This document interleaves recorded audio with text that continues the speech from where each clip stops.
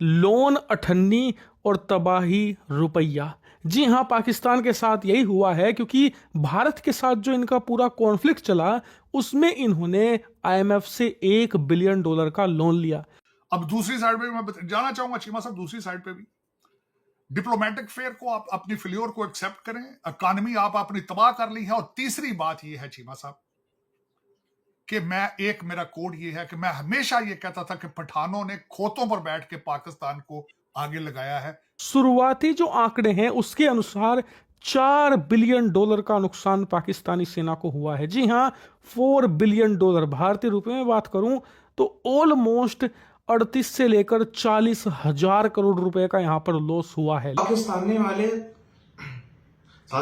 वाले पिछले एक हफ्ते से इस बात से परेशान हैं कि पहले जो लाशें गिरी हैं पाकिस्तान के अंदर उनका हिसाब लगाएं, या जो घाटा हो गया, जो इंफ्रास्ट्रक्चर तबाह हो गया, जो पूरे का पैसा गया भाड़ में, उसका पहले हिसाब लगाएं। क्योंकि दोनों ही चीजें इतनी बड़ी संख्या में है कि दिमाग की नसें फट जा रही, मगर कुछ समझ में नहीं आ रहा कि इसकी भरपाई होगी कैसे। दूसरी तरफ एक और बहुत चीज इंपॉर्टेंट मैसेज जो मुझे उससे बात करनी थी, इधर हजारों की संख्या में हमारे भारतीय सेना के जवान मूव किए। बहुत से लोग हैं जो घर से वापस बुला लिए गए छुट्टी से, कई सारे लोग हैं जो बाकी मूव किए इधर से उधर, उधर से इधर।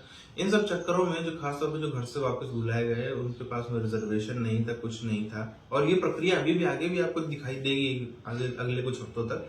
तो कृपया ऐसे लोग आपको दिखे, आपको हमारे जवान दिखे तो उनको सीट बैठने की जगह देते, उनको इसे मजबूरन खड़े होकर के या बाथरूम में बगल बैठ के इस प्रकार से कष्टकारी तरह से जाना ना पड़े। लोन अठन्नी और तबाही रुपया। जी हां, पाकिस्तान के साथ यही हुआ है क्योंकि भारत के साथ जो इनका पूरा कॉन्फ्लिक्ट चला उसमें इन्होंने आईएमएफ से $1 बिलियन का लोन लिया। लोन लेकर ऐसे खुश हो रहे थे जैसे पता नहीं कौन सा खजाना मिल गया हो। एक बार को तो पाकिस्तानियों की खुशी देखकर मुझे ऐसा लगा जैसे आईएमएफ ने पाकिस्तान से कर्जा ले रखा है और वो वापस कर रहा है पाकिस्तान को। ऐसी खुशी थी इनके चेहरे पर। असल दुनिया के कुछ जो टॉप डिफेंस एनालिस्ट और डिफेंस सोर्सेज हैं उन्होंने ये अनुमान लगाया है कि भारत ने जो नुकसान पहुंचाया है पाकिस्तान को ये कितना बड़ा है। और जैसा कि आप स्क्रीन पर देख सकते हैं, शुरुआती जो आंकड़े हैं उसके अनुसार $4 बिलियन का नुकसान पाकिस्तानी सेना को हुआ है। जी हां, $4 बिलियन। भारतीय रुपए में बात करूं तो ऑलमोस्ट 38 से लेकर 40,000 करोड़ रुपए का यहां पर लॉस हुआ है। लेकिन ये अभी शुरुआती आंकड़ा है, ये और तेजी से बढ़ेगा। पाकिस्तान की सेना की तीनों सेनाओं का टोटल एक साल का बजट 8 से लेकर 10 अरब डॉलर के आसपास होता है। यानी कि एक साल की तीनों सेनाओं का मिलिट्री बजट आधा साफ हो चुका है। और बताया जा रहा है कि ये नुकसान इतना ह्यूमंगस है कि पाकिस्तान की सेना को इसे रिपेयर करने में एक तो वक्त लगेगा बहुत, कम से कम 1.5 से लेकर 2 साल। कई एयरबेस तो ऐसे हैं जिन्हें रिपेयर करने में इससे भी ज्यादा लंबा वक्त लगने वाला है। पाकिस्तानी सेना को इसकी भरपाई करने में पसीने छूटने वाले हैं और इससे इफेक्ट पड़ेगा पाकिस्तान के फ्यूचर प्रोक्योरमेंट पर भी। यानी कि भविष्य में जो हथियार ये खरीदने वाले थे उसमें इन्हें कटौती करनी पड़ेगी। अगर ये 40 लड़ाकू विमान खरीदने वाले थे तो वो 10 से लेकर 15 पर आ जाएंगे और कई डील तो इन्हें कैंसिल भी करनी पड़ सकती है। क्योंकि पाकिस्तान की जनता से भी आप कितना लूट लोगे, कितना ही उनका खून चूस लोगे, इतना पैसा पाकिस्तान से निकल ही नहीं सकता कि आप इस डैमेज की भरपाई कर सको। आपको अपने बजट्स में ही कट करने पड़ेंगे, तब जाकर आप किसी तरीके से इन्हें रिपेयर कर पाओगे। डिफेंस सिस्टम, इसके अलावा रडार नष्ट हुए हैं, इसका तो अभी अनुमान ही नहीं है क्योंकि पाकिस्तान की सेना छुपाने में लगी पड़ी है। लेकिन अंदर ही अंदर पाकिस्तान की सेना भी जानती है कि जो भारत ने डैमेज किया है एक बार को वो इसे ठीक कर लेंगे। भले ही पाकिस्तान की जनता का खून चूस कर इन्हें पैसा निकालना पड़े, कहीं पर दलाली करनी पड़ जाए, कर लेंगे। लेकिन जो भारत ने इनका मोराल तोड़ा है, इनका जो ब्लफ था, हमारे पास न्यूक्लियर बम है, हम पर कोई अटैक नहीं कर सकता, वो भारत ने खत्म कर दिया है। क्योंकि पिछले 25-30 साल से ये इसी पर निर्भर थे कि करे जाते हैं, वो माइक फेंक देते हैं। लेकिन वो माइक के साथ ऐसा हुआ नहीं, क्योंकि उन्होंने बस हाथ उन्होंने जरूर उठाए, उन्होंने कहा हमारी शानदार फतह है ये। सर एक बात तो आप जान लें, nobody is winner in war. और इस वॉर में अगर कोई अभी तक विनर है तो वो तो प्रेसिडेंट ट्रंप और उनकी टीम है जिन्होंने सीज फायर करवाया। लेकिन वो जो सीज फायर था उसकी अब भी त्या पांचा हो गया। सर बखिए उधेड़ दिए उस सीज फायर के। और इस वक्त जंग को जदल जारी है, एक दूसरे के हमले। मैं कह रही हूँ 11 नहीं, अगर 6 मिलिट्री बेसिस पर भी हमला हुआ है तो आप वो भी दिखाएं, दिखाना तो चाहिए ना। ये बड़ी गलत बात है कि एक तरफ छुपा लिया जाता है, दूसरी तरफ सब कुछ आ रहा है सामने, तो ये तो फिर कोई बात ना हुई ना सर।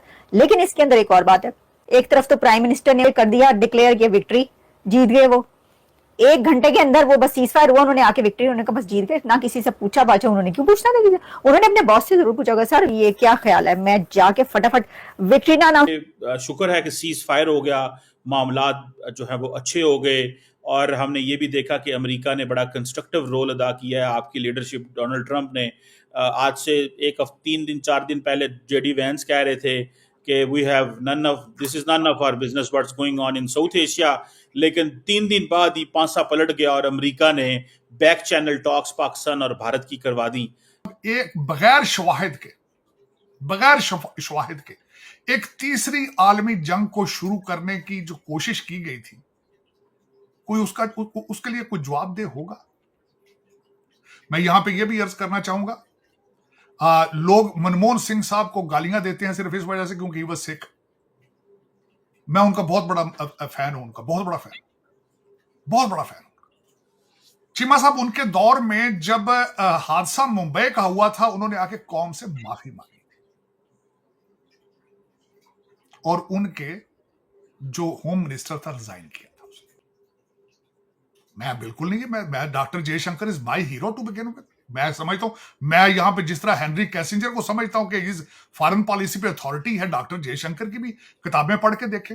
मोदी साहब ने, जो मैं आज भी कहूंगा, मोदी साहब is good for India, Modi साहब इज अ नेशनलिस्ट। मैं हर नेशनलिस्ट शख्स की इज्जत करता हूं चीमा साहब, उसकी अचीवमेंट की इज्जत करता हूं। मैं समझता हूं जो सफर मनमोहन सिंह ने शुरू किया था उसको क्लोजर साइड पे मोदी साहब लेके गए हैं, मैं बिल्कुल मानूंगा। अब दूसरी साइड पे मैं जाना चाहूंगा चीमा साहब, दूसरी साइड पे भी डिप्लोमेटिक फेयर को आप अपनी फेल्योर को एक्सेप्ट करें, इकॉनमी आप अपनी तबाह कर ली है। और तीसरी बात यह है चीमा साहब कि मेरा कोड ये है कि मैं हमेशा ये कहता था कि पठानों ने खोतों पर बैठ के पाकिस्तान को आगे लगाया है। मैं बार बार कहता था जंगें जज्बों से होती हैं, जंगें हथियारों से नहीं होती। और आपने अपनी आर्मी की नब्ज ही नहीं देखी। आपके वाइस एयर मार्शल ने कहा था कि we can't fight, we need more time, आपने दोनों को फायर कर दिया।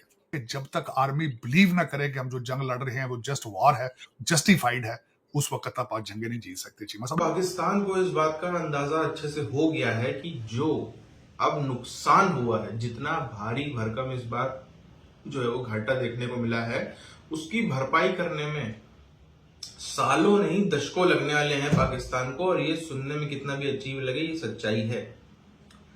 अगर आप ध्यान से देखो, इंक्लूडिंग पाकिस्तानी आर्मी, पिछले 5-7 सालों में, खासतौर पर पिछले 5 सालों में डेवलपमेंट ना के बराबर हुई है। इन्होंने, चलो चीन से थोड़ा बहुत हमको प्लेन वेन की खबर आ जाती है, बट कोई ऐसा और मेजर चीज खरीदी हो हथियार में हमें नहीं नजर आती। कोई इन्होंने बहुत नए नए पोर्ट्स, एयरपोर्ट्स, रनवे डेवलप कर ली हो, हमें नहीं नजर आते। नए नए मिलिट्री कैंप डेवलप कर ली हो, नहीं नजर आते। ग्वादर पोर्ट चाइनीज आर्मी का बन रहा था, बन नहीं पाया। सीपैक बन रहा था, बन नहीं पाया। तरबेला डैम बन रहा था, बन नहीं पाया। कितने ऐसे इंफ्रास्ट्रक्चर हैं जो बन नहीं पाए पैसे की कमी के कारण, क्योंकि मनी खत्म हो गया था। मनी फ्लो जो है वो पूरी तरह से उड़ गया था, इस वजह से उनके पास में कोई पैसा नहीं बचा। अब क्या स्थिति बनती है? अब स्थिति यहां तक बनती है कि पाकिस्तान को चलो थोड़ा बहुत कर्जा मिल रहा है, लेकिन ये कर्जा कहां तक काम आएगा? अभी ऑलरेडी अपने एग्जिस्टिंग खर्चे हैं, आपके देश में कोई इंडस्ट्री नहीं, कुछ नहीं। और इन सब के चक्कर में पिछले 1 महीने में एक चीज और बहुत बड़ी हुई, जो एलीट क्लास है पाकिस्तान का, वो भागा है पाकिस्तान से बहुत बड़ी संख्या में। यानी कि ये वो एलीट तबका है जिसने टैक्स से सबसे ज्यादा देना होता है पाकिस्तान के अंदर, जिसने सबसे ज्यादा टैक्स देना होता है, जिनके पैसों से सबसे ज्यादा कमा रहे होते हैं पाकिस्तानी सरकार या फौज वाले। अब वो सब हट गया। और प्लस जो पाकिस्तानी फौज के धंधे चलते हैं, फ्लैट बेचना, ये बेचना, वो बेचना, अमीर प्रीमियम लोग वाले, वो भी यही सब लोग लेते थे। तो एलीट क्लास का एक बहुत बड़ा चंक है जो पाकिस्तान छोड़ के भाग गया। उन्होंने पूरी बकायदा जमीन हमें ढूंढ ली कि अच्छा यहाँ से अपनी फैक्ट्री हटाएंगे तो कहाँ, यूरोप में कहाँ फैक्ट्री लगाएंगे, दुबई में फैक्ट्री कहाँ लगाएंगे, दुनिया के और किसी देश में फैक्ट्री हमारी कहाँ लगेगी। उन्होंने जमीनें ढूंढ ली, उन्होंने मकान ढूंढ लिए, उन्होंने सारे अपने पाकिस्तान के बाहर बिजनेस क्या करना है, कहाँ करना है, कैसे करना है, सबके रास्ते ढूंढ लिए। अब उनका वापस पाकिस्तान आना मुश्किल है बहुत लोगों का।